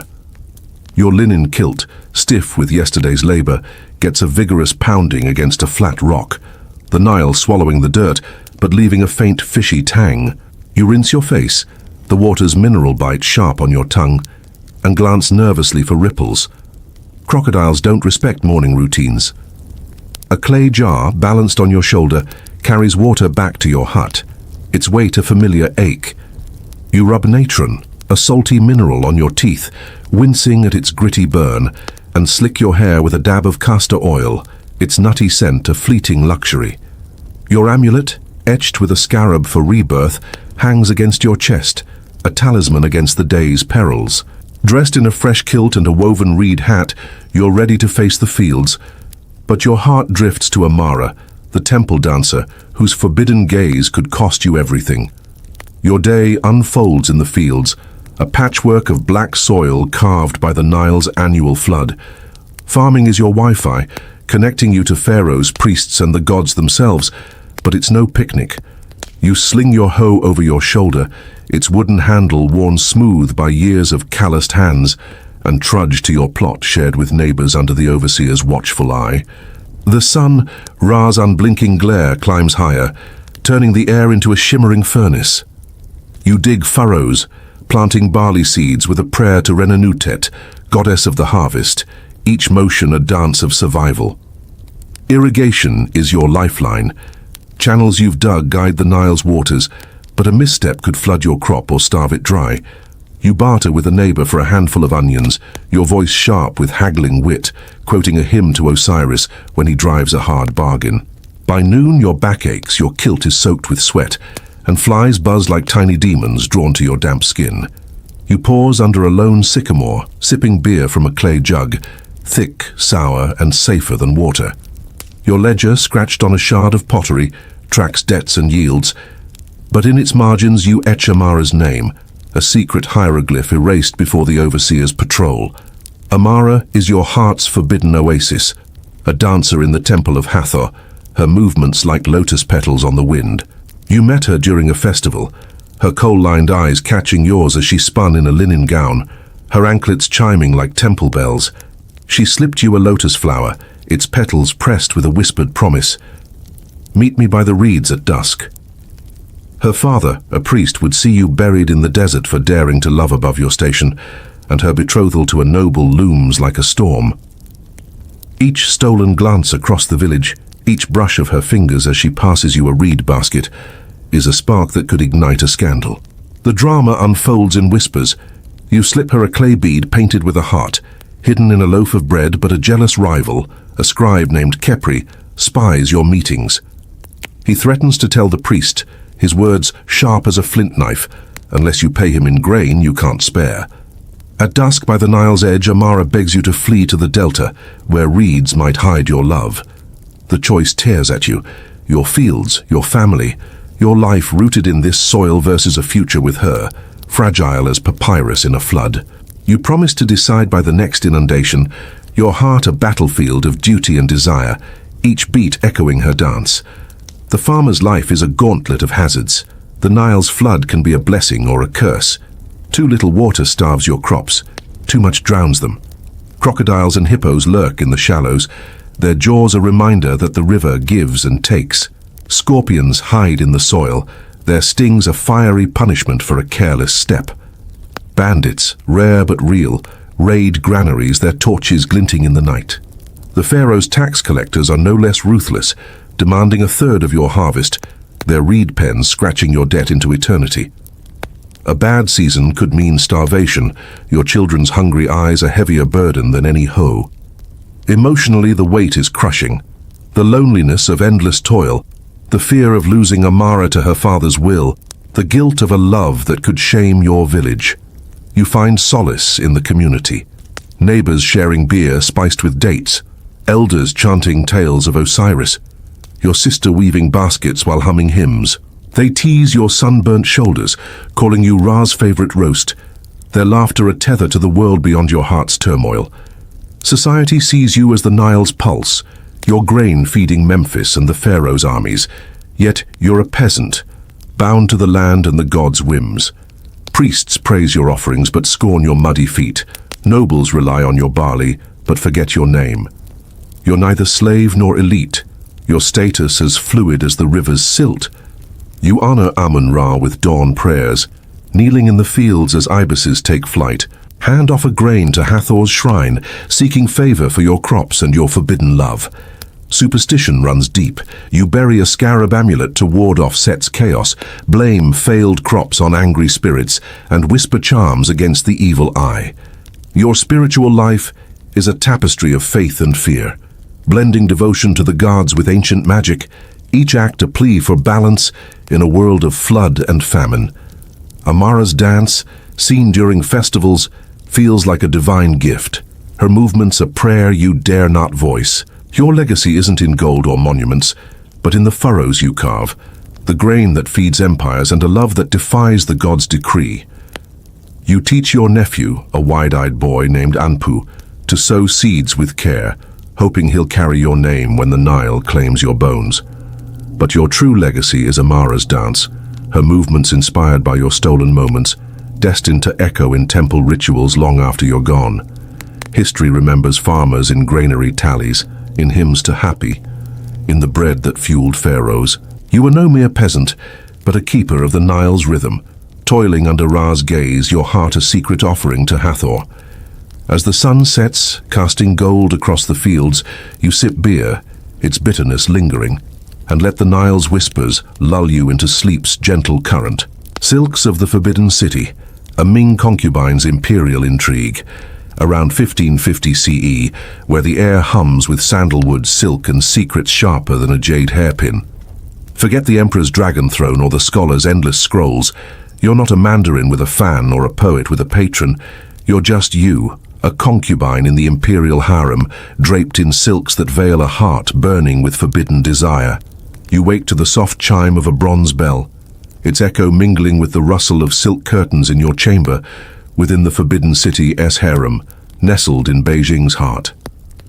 The air is heavy with lotus incense and the faint sweetness of osmanthus blossoms drifting from the imperial gardens. Your bed is a carved rosewood platform draped with embroidered silk, its cushions smelling of jasmine and confinement. You're a pin, a low-ranking concubine, trained in grace and guile, your beauty a stepping stone to imperial favor, your life a delicate balance between ambition and oblivion. Your possessions are few but exquisite.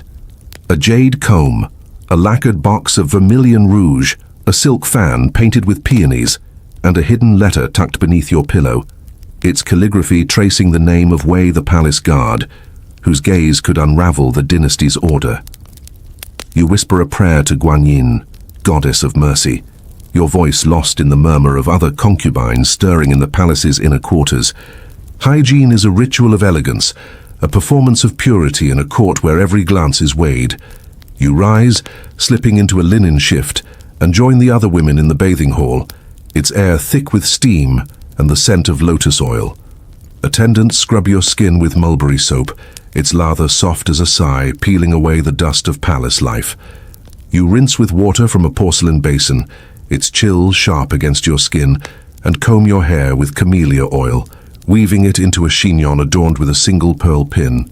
Your lips are painted with rouge, its waxy tang a reminder of the emperor's distant gaze, and your hands are stained with henna, tracing patterns that hide your trembling fingers. Your robe, silk dyed crimson with phoenix embroidery, rustles as you dress, its weight a chain of beauty and duty. In a bronze mirror you catch your reflection, but your eyes search for Wei, stationed beyond the vermilion gates, his silhouette a forbidden promise in the morning mist. Your day unfolds in the harem's gilded cage, a labyrinth of courtyards and protocols, where every step is a dance with destiny. Your role is to charm, perhaps the emperor, perhaps the empress dowager, whose word can elevate or erase you. You practice calligraphy, your brush tracing Confucian verses on rice paper, each stroke a plea for favor. You play the pipa, its strings humming tales of love and loss, and recite Tang poetry, your voice soft to avoid the chief eunuch's scowl. The harem is a chessboard, each concubine a piece vying for the dragon's eye, each smile a strategy.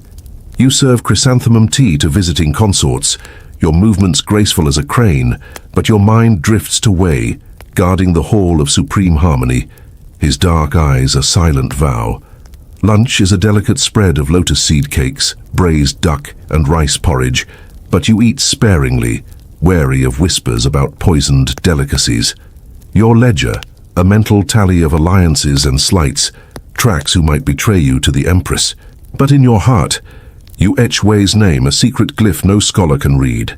Wei is your heart's rebellion, a palace guard whose loyalty to the emperor wars with his soul's defiance. You met him during a lantern festival, his hand brushing yours as he lit your paper lantern, its glow a dangerous spark. "Meet me by the moon gate at midnight," he whispered, his voice low as the palace's shadow. His status as a guard, sworn to protect the emperor's honor, makes your love a crime, punishable by exile to the northern wastes or a swift blade in the night.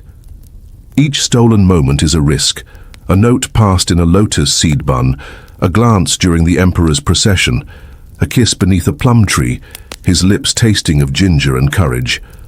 The drama thickens like ink on silk. A rival concubine, May, spies your meetings, her smirk sharp as a hairpin, demanding your jade comb to keep silent.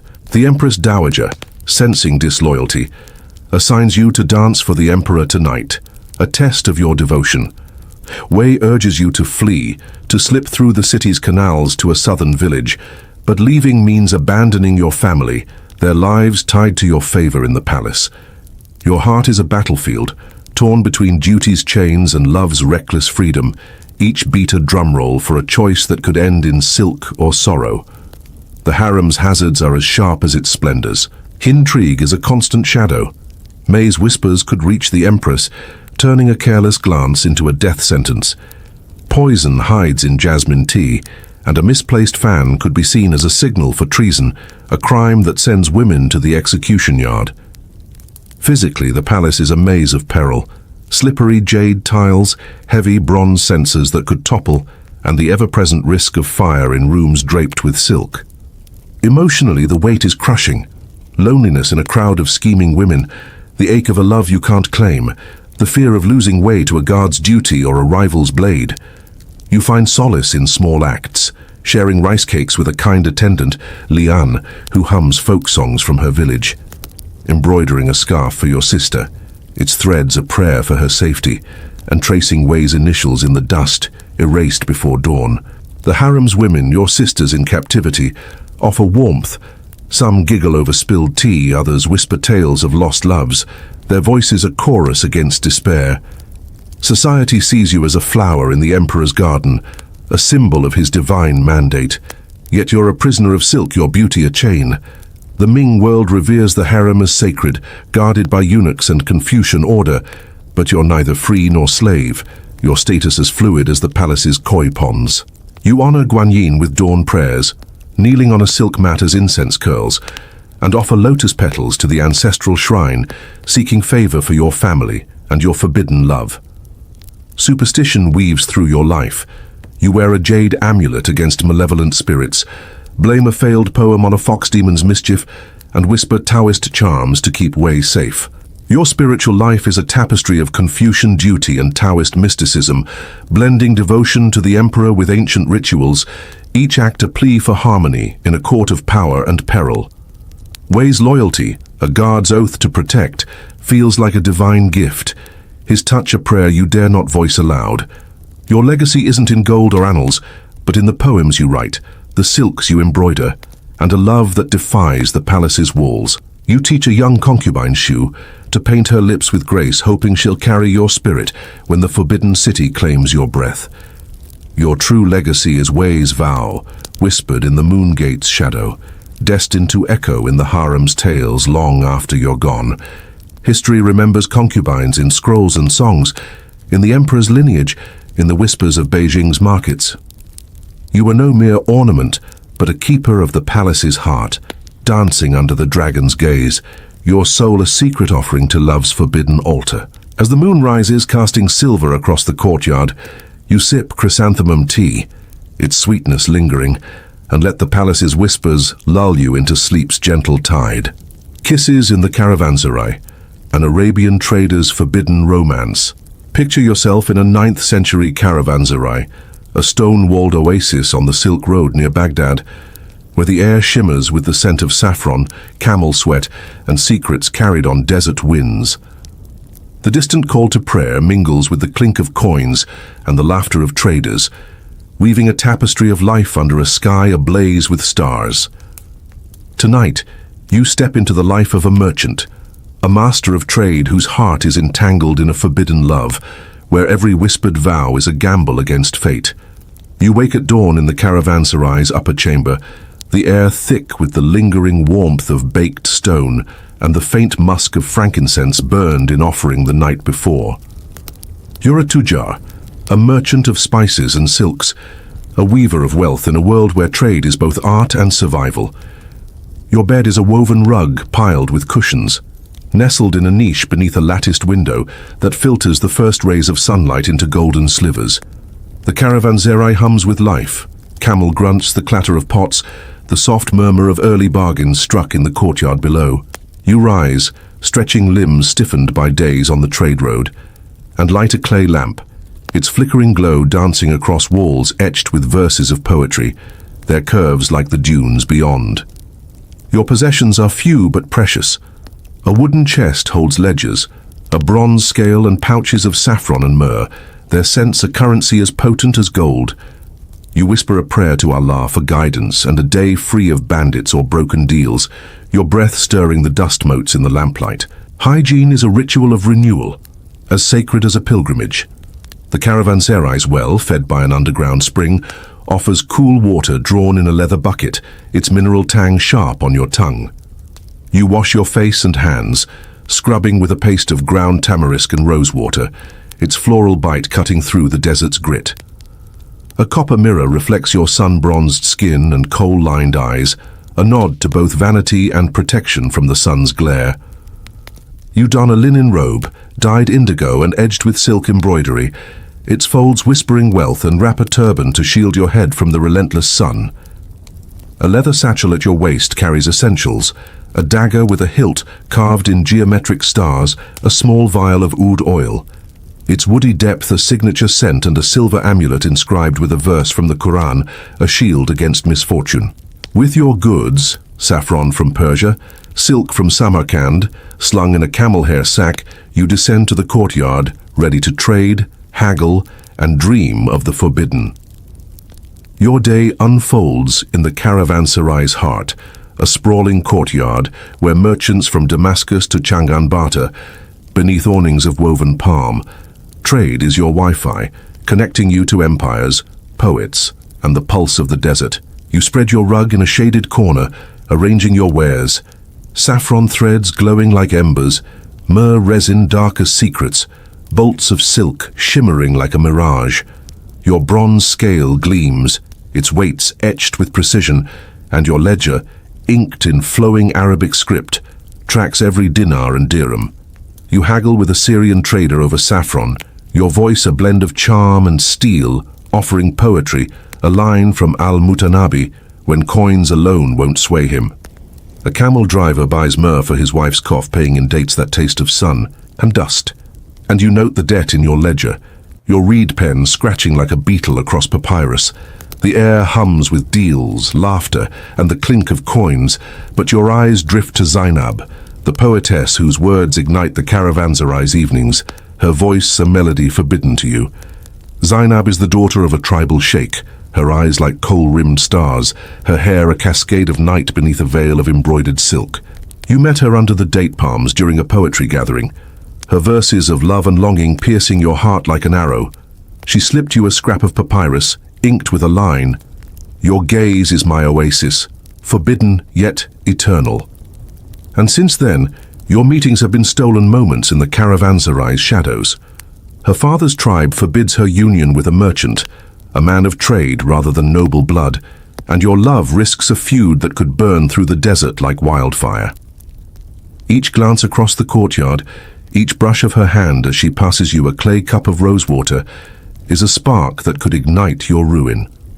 Yet, in the chaos of trade, you weave her name into your ledger's margins, a secret script of longing, erased before your apprentice, a sharp-eyed boy named Tariq, can report it to the sheikh. The drama of your love unfolds against the caravanserai's pulse. At dusk, when torches flare and poets gather, Zainab recites under the stars, her words weaving tales of lovers parted by fate, each line a mirror to your heart. You slip her a saffron-dyed ribbon, a token hidden in a fold of her veil, your fingers trembling as they brush hers. The air electric with the risk of discovery.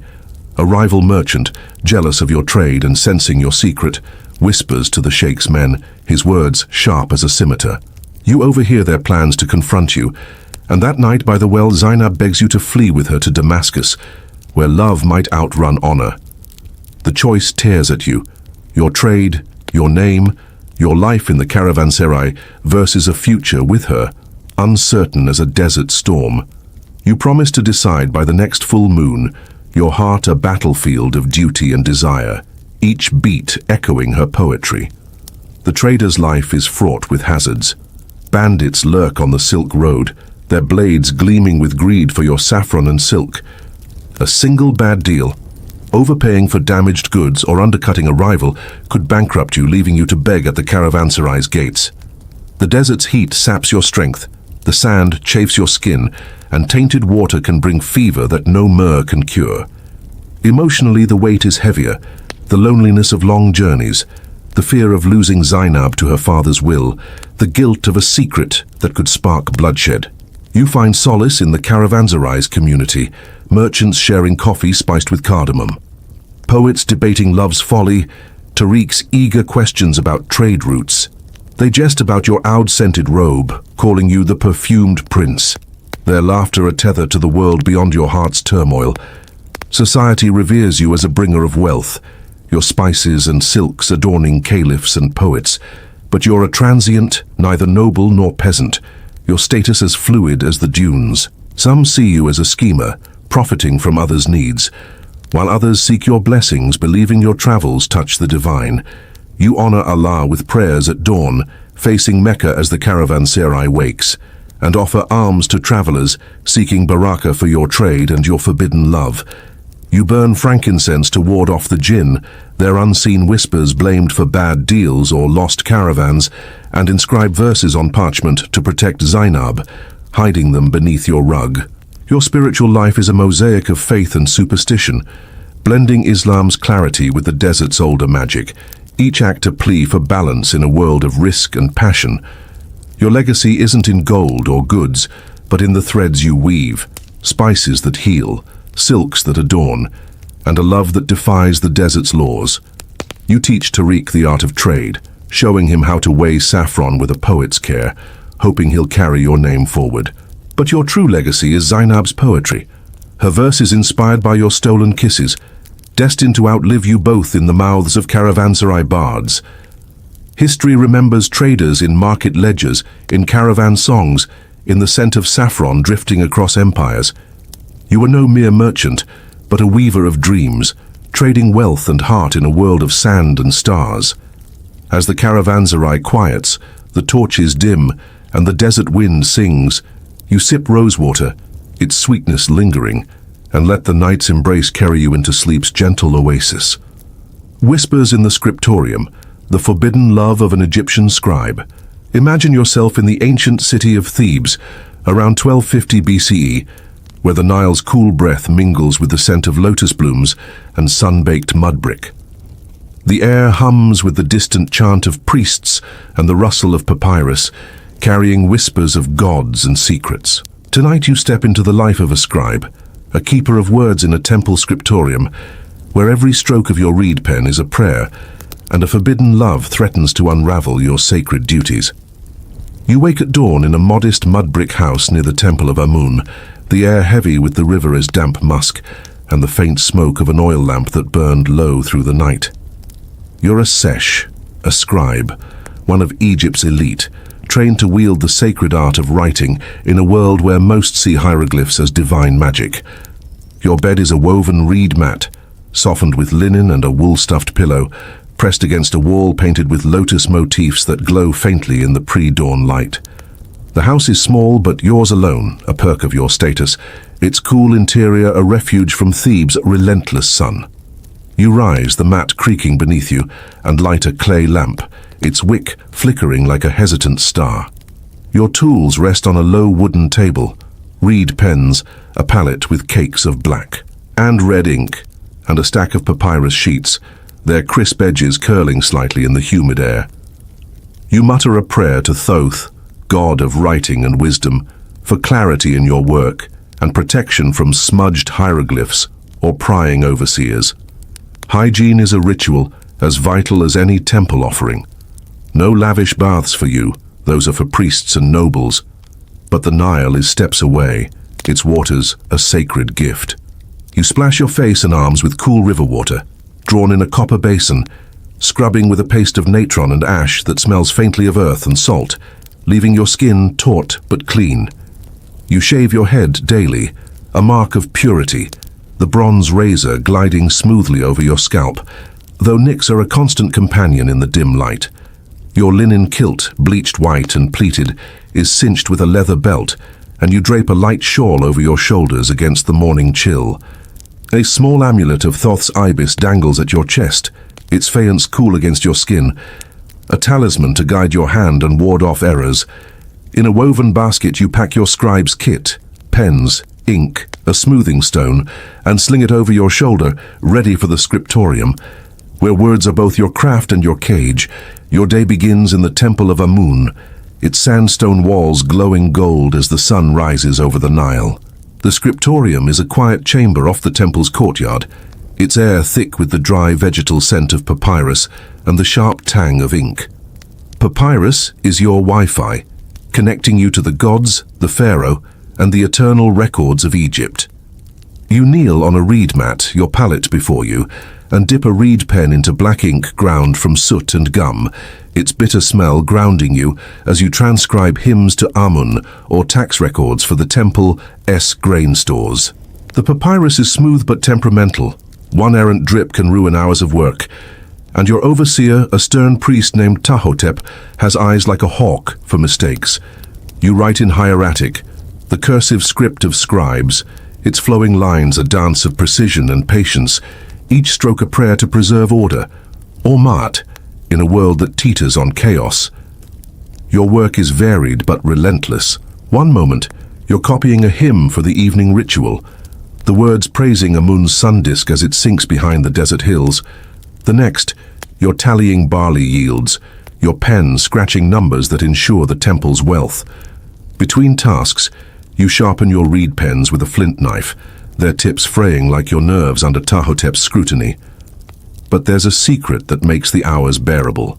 Anuket, a priestess of Hathor whose coal-lined eyes and lotus-scented hair haunt your thoughts. You met her in the temple courtyard, her voice soft as she offered you a sip of honeyed wine during a festival, a gesture forbidden by the temple's rules that keep scribes and priestesses apart. Her touch, as she brushed your hand while passing a papyrus scroll, was a spark that lit a dangerous fire, one that could see you both banished if discovered. Your days are punctuated by moments stolen with Anuket. During the midday break, when the scriptorium empties and the priests chant in the sanctuary, you meet her behind a sycamore tree near the temple's sacred lake. She whispers of Hathor's love songs, her fingers tracing the air as if writing her own forbidden script, and you share a pomegranate, its tart seeds a fleeting taste of defiance. Each glance is a hieroglyph of longing, each whispered promise a vow that could unravel your lives. The temple forbids such bonds. Your duty is to Thoth, hers to Hathor, and love is a distraction from divine service.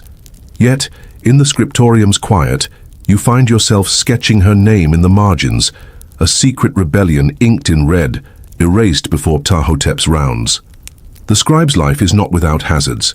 Papyrus is fragile, prone to tearing or smudging, and a single error in a sacred text could anger the gods or the priests, who see mistakes as affronts to Ma'at. Your hands ache from hours of writing, your eyes strain in the lamplit gloom, and the dust of the scriptorium clings to your lungs like a persistent spirit. Scribes are respected but vulnerable. Ptahhotep could demote you to a quarry scribe, scratching tallies in the desert heat, if your work falters or your affair with Anuket is exposed. The Nile's floods, unpredictable and fierce, threaten the temple's papyrus stores, and bandits occasionally raid supply routes, stealing ink or tools. Emotionally, the weight is heavier. The isolation of your role, the secrecy of your love, the fear that a single whisper could end in exile or worse. You find solace in the temple's other scribes, your brothers in ink, who share barley beer and jests about Ptahhotep's obsession with perfect margins, their laughter a balm in the scriptorium's stillness. Society reveres you as a keeper of knowledge, one of the few who can read and write in a land where hieroglyphs are divine. Priests consult you for rituals, nobles seek your letters, and villagers offer grain for your blessings, believing your pen holds Thoth's favor. Yet suspicion lingers. Some whisper that scribes wield too much power, their words shaping fates in ways only the gods should. You honor Thoth with offerings of honey and myrrh, burn incense to ward off the evil eye, and inscribe tiny prayers on ostraca, pottery shards, to protect your love for Anuket. You pray to Seshat, goddess of records, for precision, and to Hathor, Anuket's patron, for courage to dream of a life beyond the temple's walls.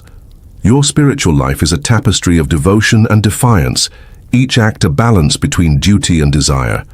Your legacy isn't carved in stone like a pharaoh's, but in the scrolls you fill, the hymns that echo in Amun's temple, the records that keep Egypt's order. You teach a young apprentice, a boy with ink-stained fingers and wide eyes, the art of hieratic, passing down the strokes that bind past to future.